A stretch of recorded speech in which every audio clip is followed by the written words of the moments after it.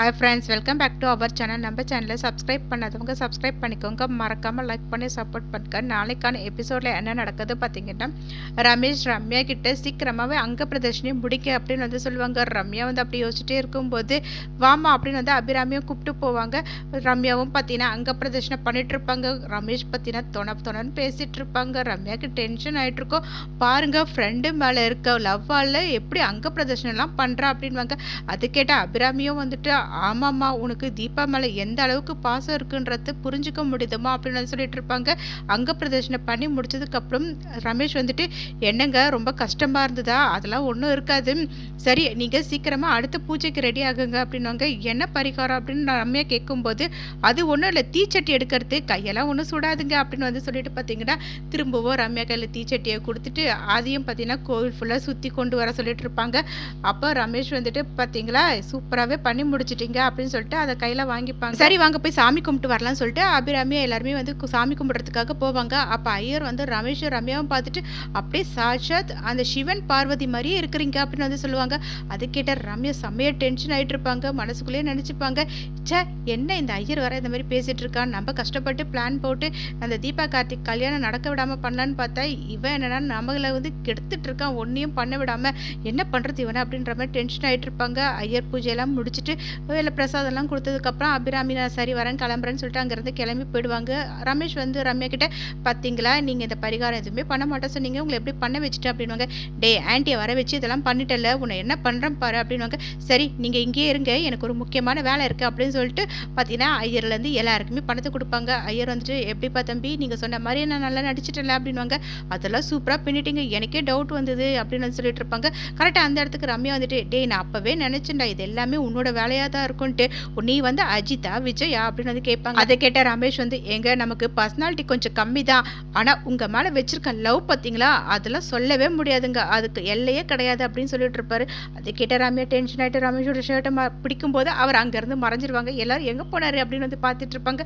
ரம்யாவுக்கும் பார்த்தீங்கன்னா செம்ம டென்ஷன் ஆகிட்டு இருக்கும். நெக்ஸ்ட் சீனில் தீபாவை கூப்பிட்டு வச்சு நலங்கு பூஜையெல்லாம் ஸ்டார்ட் பண்ணுவாங்க. அபிராமி மீனாட்சி கிட்ட நீயே ஆரம்பிச்சு வைமா அப்படின்வாங்க. அதுக்கு மீனாட்சி, அத்தை நீங்களே வைங்க அப்படின்னு சொல்லுவாங்க. தீபாவுக்கு பார்த்தீங்கன்னா மாற்றி எல்லாருமே வந்து நலங்கு வச்சு முடிச்சிருவாங்க. அப்போ அபிராமி கார்த்திகை பார்த்துட்டு, தீபாவுக்கு எல்லாருமே நலங்கு வச்சாலும் ஒருத்தர் மட்டும் வச்சாதான் சந்தோஷமாக இருக்கும் அப்படின்வாங்க. அப்போ மீனாட்சி, அது கார்த்திக் தானே அத்தை அப்படின்னு வந்து கேட்பாங்க. ஆமாம் சொல்லிட்டு இருக்கும்போது கார்த்திக் அதெல்லாம் வேண்டாம் அப்படின்னு சொல்லுவாங்க. அவங்க அப்பா வந்துட்டு, இதில் என்ன கார்த்திக் இருக்குது, அதான் தீபா ஆசைப்படுறால நீ வச்சு விடு அப்படின்வாங்க. கார்த்திக்கும் பார்த்தீங்கன்னா தீபாவுக்கு போயிட்டு நலங்கு வைப்பாங்க. அதை பார்த்த உடனே ரம்யா செம்மையாக டென்ஷன் ஆகிட்டு அவங்க யோசிச்சு பார்ப்பாங்க. அந்த இடத்துல ரம்யா உட்காந்துட்டு இருக்கும்போது கார்த்திக் வந்து இந்த நலங்கு பூஜைலாம் வைக்கிற மாதிரியும் ஸ்வீட் கொடுக்குற மாதிரியும் யோசிச்சு பார்த்துட்டே இருக்கும்போது கரெக்டாக அந்த இடத்துக்கு ரமேஷ் வந்துடுவாங்க. அதை பார்த்த உடனே ரம்யா வந்துட்டானா இவன் அப்படின்ற மாதிரி பார்த்துட்டு இருப்பாங்க. அப்போ ரமேஷ் போயிட்டு, பார்த்தீங்களா நீங்கள் வீட்டில் எல்லாமே பண்ணுறீங்க, ஆனால் எனக்கு ஒரு வார்த்தை கூட சொல்லவே இல்லை அப்படின்வாங்க. இல்லைப்பா நலங்கு ஃபங்க்ஷன் தானே, அது வீட்லேயே சிம்பிளாக முடிச்சலான்னு வந்து நாங்கள் சொல்லலை அப்படின்னு வந்து அபிராமி சொல்லிட்டு இருப்பாங்க. அப்போ ரமேஷ் வந்து, ஆன்ட்டி எனக்கு ஒரு ஆசை இருக்குது, எனக்கு இதே மாதிரி ரம்யாவை உட்கார வச்சு நலங்கு வைக்கணும்னு, அதுக்கான ஏற்பாடெலாம் நீங்கள் பண்ணுறீங்களா அப்படின்னு வந்து கேட்பாங்க. அதை கேட்ட அபிராமி, அதெல்லாம் இப்போ பண்ணக்கூடாது, கல்யாணத்துக்கு 2 நாள் முன்னாடி தான் பண்ணணும் அப்படின்வாங்க. உடனே ரமேஷ் வந்துட்டு, இப்போ நீங்கள் தீபாவுக்கு பண்ணலையா, அதே மாதிரி நம்ம ரூல்ஸ் எல்லாம் பிரேக் பண்ணிடலாம், எனக்காக இதை நீங்கள் பண்ணக்கூடாதா அப்படின்னு வந்து கேட்பாங்க. உடனே ரம்யா வந்துட்டு, ஆன்ட்டி இதெல்லாம் வேண்டாம் நீங்கள் சொல்லிடுங்க அப்படின்னு சொல்லிட்டு இருப்பாங்க. மைத்லி வந்து மனசுக்குள்ளேயே இவளுக்கு எப்படி ஒரு கிறுக்க வந்து மாட்டிருக்கான்ட்டு அவர் எவ்வளோ ஆசைப்பட்டு கேட்குறாரு, அதெல்லாம் வேண்டாம் சொல்லக்கூடாது ரம்யா அப்படின்னு சொல்லிட்டு இருப்பாங்க.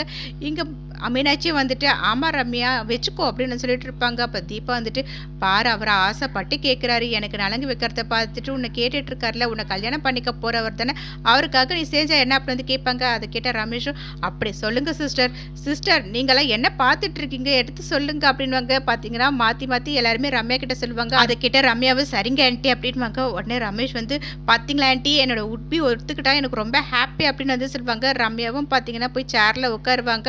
அப்போ அபிராமி ரமேஷை கூப்பிட்டு, வாப்பா உன்னோட ஆசை தீர நீ நலங்கு வை அப்படின்னு வந்து சொல்லுவாங்க. ரமேஷும் பார்த்தீங்கன்னா ஆசாசியாக போயிட்டு ரம்யாவுக்கு வந்து நலங்கு வச்சுட்டு இருப்பாங்க. இதை பார்த்தா மைத்லி மீனாட்சி வந்து சிரிச்சிட்டு இருப்பாங்க. ரமேஷ் வந்துட்டு, நான் பன்னீர் தெளிக்கட்டுமா சந்தனம் வைக்கட்டுமா ஆன்ட்டி அப்படின்னு வந்து கேட்டு வச்சுட்டு இருப்பாங்க. எல்லாத்தையும் முடிச்சதுக்கப்புறம், பார்த்தீங்களா ஆன்ட்டி எங்களோட ஜோடி பொறுத்து எப்படி இருக்குது, எல்லா பொருத்தமும் பக்காவாக இருக்குன்னு நீங்கள் நினைக்கிறது எல்லாமே எனக்கு கேட்குது அப்படின்வாங்க. அதை கேட்ட ரம்யா வந்துட்டு, ஐயோ படுத்துறானே இந்த குரங்கு சிஸ்டர் நம்மளால தாங்கிக்கவே முடியலையே அப்படின்னு டென்ஷன் ஆகிட்டு இருப்பாங்க. நெக்ஸ்ட் சீனில் பார்த்தீங்கன்னா கார்த்திக் வந்து ரமேஷ் புரிஞ்சுக்கிட்டு, ஏன்னா ரம்யாவை ரொம்ப டார்ச்சர் பண்ணுறீங்க போல அப்படின்வாங்க. அதை ஐஸ்வர்யா ஒட்டு கேட்டுட்டு இருப்பாங்க.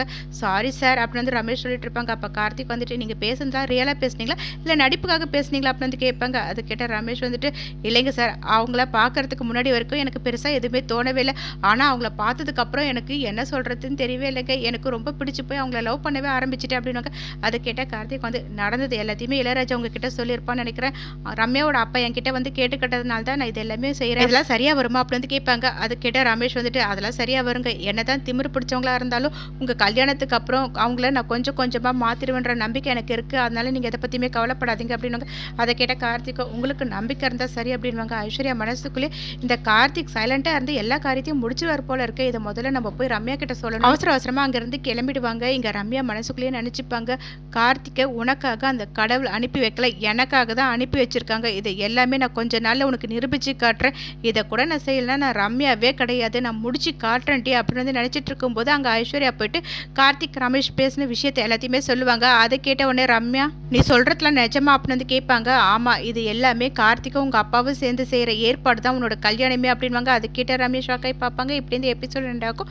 நெக்ஸ்ட் எபிசோடில் என்ன நடக்கு தெரிஞ்சுக்க நம்ம சேனல் லைக் பண்ணி ஷேர் பண்ணுங்க, மறக்காமல் சப்ஸ்கிரைப் பண்ணிக்கோங்க. தேங்க்யூ.